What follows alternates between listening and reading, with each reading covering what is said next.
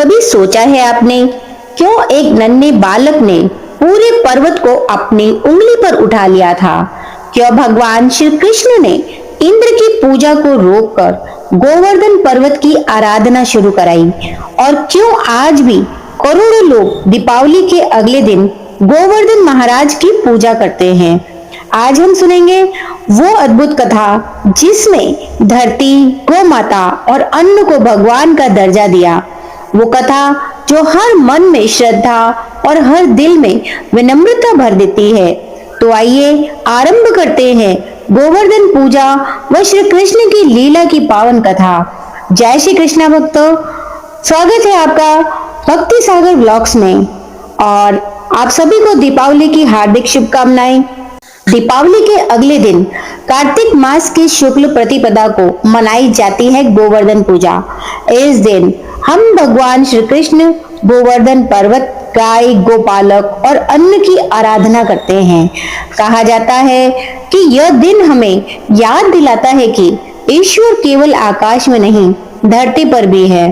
अन्न में, जल में, गाय में, वृक्ष में और हमारे कर्म में। जो व्यक्ति इस दिन श्रद्धा से गोवर्धन की पूजा करता है, उसके जीवन से दरिद्रता, भय, कलेश दूर होते हैं और घर में साई सुख समृद्धि का वास होता है। घर में धन धान्य की वृद्धि होती है। तो आइए सुनते हैं इसकी कथा। कहा जाता है कि गोवर्धन पूजा के बाद गोवर्धन की कथा अवश्य ही सुननी चाहिए, जिससे हमें अन्नपूर्णा माता और श्री कृष्ण भगवान का आशीर्वाद प्राप्त होता है। तो आइए सुनते हैं इसकी पावन कथा। कथा है द्वापर युग की, जब वृंदावन के लोग हर वर्ष इंद्र देव की पूजा करते थे, क्योंकि वे मानते थे कि इंद्र वर्षा करते हैं और हमारी खेती को जीवन देते हैं। एक दिन बालकृष्ण ने माँ यशोदा से पूछा, माँ ये पूजा किसकी हो रही है? माँ बोली, बेटा यह इंद्र देव की पूजा है, वो वर्षा करते हैं। कृष्ण मुस्कुराए, माँ वर्षा तो बादल भी करते हैं, और बादल कहाँ से आते हैं? पर्वतों से, सागर से। और ये पर्वत, ये धरती, ये गाय, क्या ये सब इंद्र से छोटे हैं? माँ ने कहा, नहीं लाला, ये भी पूजनीय हैं।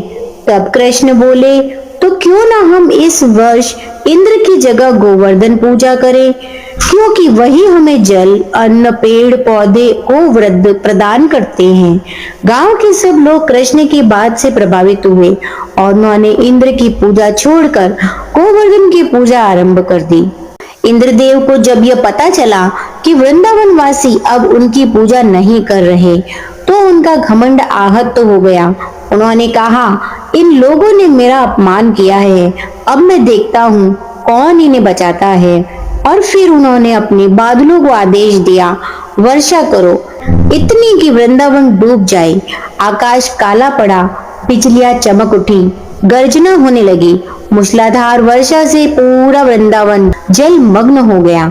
लोग, गाय, बच्चे सब भयभीत होकर श्री कृष्ण के पास पहुंचे। कन्हैया, अब हम क्या करें? कृष्ण मुस्कुराए। उन्होंने अपनी छोटी उंगली से गोवर्धन पर्वत उठाया और बोले, आओ सब लोग मेरे साथ आओ, इस पर्वत के नीचे शरण लो। 7 दिन और 7 रात तक श्री कृष्ण ने अपनी छोटी उंगली पर गोवर्धन पर्वत उठाया रखा। चारों ओर वर्षा हो रही थी, लेकिन वृंदावन वासियों पर एक बूंद भी नहीं गिरी।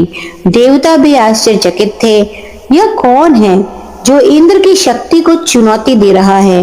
अंत में इंद्र ने अपने अहंकार को त्यागा और श्री कृष्ण के सामने नतमस्तक होकर बोले, प्रभु क्षमा करें, मैं आपको न पहचान सका।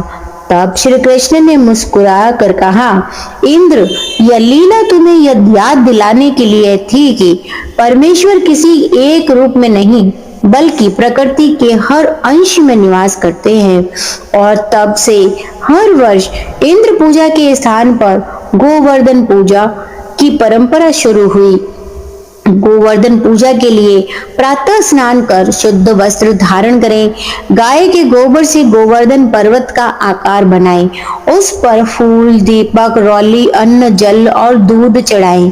फिर श्री कृष्ण के नाम का स्मरण करते हुए बोले, ओम गोवर्धनाधिपतये नमः भोग लगाए, अन्नकूट तैयार करें जिसमें खीर, पूड़ी, मिठाई, सब्जियां और 56 प्रकार के व्यंजन हो।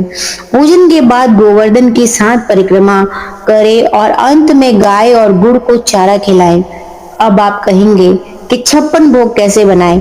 ठीक उसी प्रकार जिस प्रकार हम 56 भोग गणपति जी के लिए बनाते हैं, उसी प्रकार प्रेम से आज के दिन यदि हम गोवर्धन पर्वत पर भी 56 भोग चढ़ाएं तो माना जाता है कि वर्ष भर हमारे घर में अन्नपूर्णा माता की विशेष कृपा बनी रहती है और श्री कृष्ण भगवान का आशीर्वाद भी हमारे परिवार को, यहाँ तक कि पूरे वंश को मिलता है।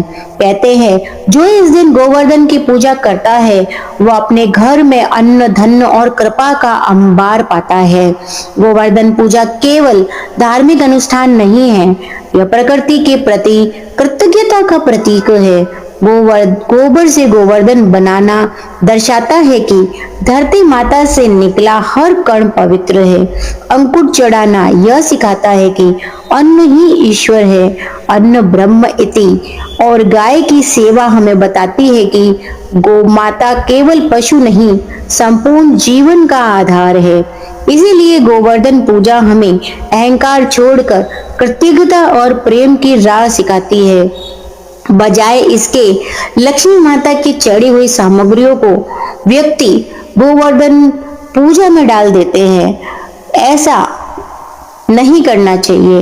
गोवर्धन को झूठी वस्तुएं चढ़ाने से अच्छा है आप उनके लिए पहले से ही, जब लक्ष्मी माता की पूजा होती है उसी समय उनके लिए अलग से सारी चीजें, सारी सामग्रियां जो आप लक्ष्मी माता को अर्पित कर रहे हैं पहले से ही निकाल के रखें, ताकि गोवर्धन पूजा के समय आप उन्हें उपयोग में ले सके, ना कि लक्ष्मी माता की चढ़ाई हुई थाली में बची हुई सामग्रियों को चढ़ाएं। इन सामग्रियों को आप स्वयं, घर के बच्चे वगैरह प्रसाद रूप में ग्रहण करें, और अगर वो नहीं कर सकते ग्रहण तो आप गौ माता को ऐसे ही खिला दें। इस पवित्र दिन आप भी गोवर्धन महाराज से यही प्रार्थना कीजिए कि हमारे घरों में अन्न भी न रुके, हमारी भूमि हरी भरी रहे और हमारे हृदयों में सदैव प्रेम और विनम्रता बनी रहे। हे गोवर्धन महाराज, हम आपके चरणों में नमन करते हैं। आप हमारे जीवन में अंधकार दूर करें और हर मन में श्री कृष्ण की कृपा बरसाएं। जो श्रद्धा से गोवर्धन महाराज का नाम लेता है उनके घर में कभी सुख और अन्न की कमी नहीं होती। तो कमेंट में लिखिए जय गोवर्धन महाराज की जय। जय श्री कृष्ण। अगला वीडियो हमारा भाई दूज पे होने वाला है, तो यदि आप उस वीडियो को देखना चाहते हैं तो आप चैनल को सब्सक्राइब करके बेल आइकन का बटन जरूर दबाएं। जय गोवर्धन महाराज की जय। जय श्री कृष्ण।